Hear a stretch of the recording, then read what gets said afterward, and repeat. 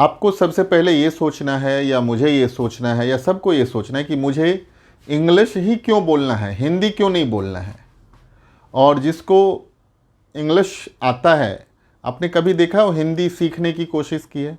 ये बहुत सारे ऐसे मिथ है जो आपको लगेगा फिल्म इंडस्ट्री में बहुत सारे आदमी हैं जो उसका डबिंग हिंदी में किया जाता है, डब करने वाला कोई और होता है, बट जो हीरो हीरोइन होते हैं वो इंग्लिश बोलते रहते हैं।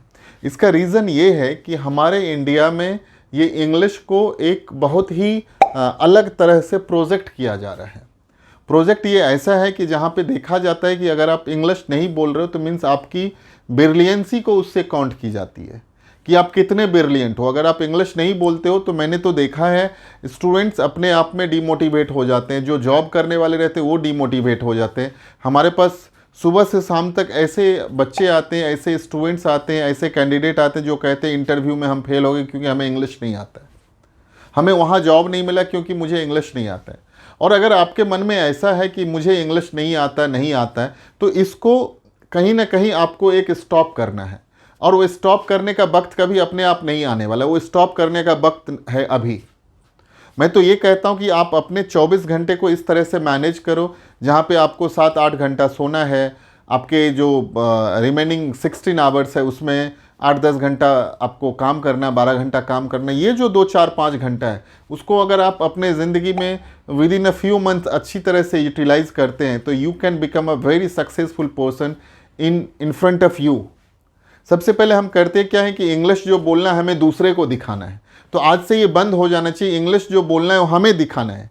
क्या पहले हमें इंग्लिश आता है कि नहीं आता है? क्या आप इंग्लिश बोल पा रहे हो कि नहीं? क्या इंग्लिश आपके लिए ज़रूरत है कि नहीं? क्या इंग्लिश से क्या होने वाला है? सबसे पहले आपके मन में तो वो जो एक क्यों है, मुझे इंग्लिश क्यों सीखना है। अगर इंग्लिश बोलना है तो क्यों, जब आपके ज़िंदगी में क्यों आ जाता है, क्यों बोलना है, तो ऑटोमेटिक आपको इसका सॉल्यूशन मिलेगा। क्यों बोलना है तो उसके बहुत सारे रीज़न हैं। मेरा तो ऐसा मानना है कि अगर आपको लगता है इंग्लिश नहीं बोलना है तो मत बोलो, लेकिन हमेशा ये मत कहो कि मुझे इंग्लिश नहीं आता है, मुझे इंग्लिश नहीं आता। नहीं बोलना है मत बोलो, हिंदी बोल के पूरा ज़िंदगी चलाओ। बोलो मुझे इंग्लिश बोलना नहीं आता है और मैं बोलूँगा भी नहीं, और मुझे रखना है तो रखो, नहीं रखना है तो मत रखो जॉब पे, मुझे जाना है यहाँ से।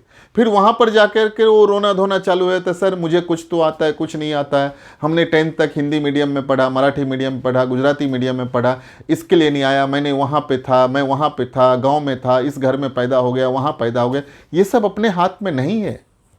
जो आपके हाथ में है वो तो कम से कम करो। आज का दिन आपके हाथ में है, जो आपके हाथ में है वो तो आप कर नहीं रहे हो।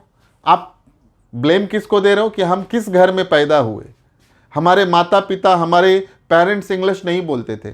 अरे ये तो अपने हाथ में नहीं है कि आप किस घर में पैदा हुए, कहाँ पैदा हुए, कौन इंटरनेशनल स्कूल में नहीं पढ़ा, क्यों नेशनल स्कूल में पढ़े, क्यों हिंदी मीडियम से पढ़े। इस पे आपका बस नहीं है और नहीं था। आपके बस में आज है। जब आप खड़े हो, आप क्या कर रहे हो? आप भी तो नहीं बोल रहे हो। ठीक है, आपका जन्म किस घर में होगा ये आपके हाथ में नहीं था। मीन्स ये सबसे बड़ा ब्लेम तो आपके ऊपर में जाना चाहिए, क्योंकि आज वो सीखने का टाइम है और उस चीज़ को आप सीख नहीं पा रहे हो। आज तो आप सीख नहीं रहे हो, लेकिन आप ब्लेम कहाँ कर रहे हो? हमने जहाँ जन्म ली। अरे जन्म किसको पता है? क्या आपका पहला साल पता है, दूसरा साल पता है, तीसरा साल पता है? क्या आपको अपना फर्स्ट स्टैंडर्ड याद है? मेरा तो ऐसा मानना है टेक्निकली आप जब 3rd स्टैंडर्ड में जाते हो, 4th स्टैंडर्ड में जाते हो तो कुछ कुछ याद आने लगता है कि हाँ मैं 3rd स्टैंडर्ड में था। आपको फर्स्ट स्टैंडर्ड भी याद नहीं होगा। 5-6 साल तक कुछ आदमी को याद नहीं रहता है। तो जो आपके हाथ में नहीं था उस चीज़ का रोना धोना क्यों?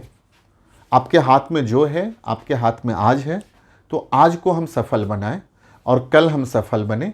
अगर हम बीते हुए कल में असफल थे और उसमें से आप और निकाल दो तो आप सफल हो जाएंगे। आप कल जो आने वाला कल है उसमें सफलता के सीढ़ी चढ़ो। एक दिन ऐसा आएगा, ये सब चीज़ आपको बहुत हेल्प करेगा। आप अच्छे इंग्लिश बोलने लगोगे। आप जहाँ पर भी जाओगे आपको लगेगा कि नहीं मुझे जो ज़रूरत है मैं उस चीज़ को कर पा रहा हूँ, मैं बोल पा रहा हूँ, और मेरे ज़िंदगी का सक्सेस का ये सबसे बड़ा मंत्र है। तो मुझे इस चीज़ को फुलफ़िल करना चाहिए। अगर जो सीखने वाला चीज़ है उसको सीखो, और जो खरीदने वाला चीज़ है उसको खरीदो।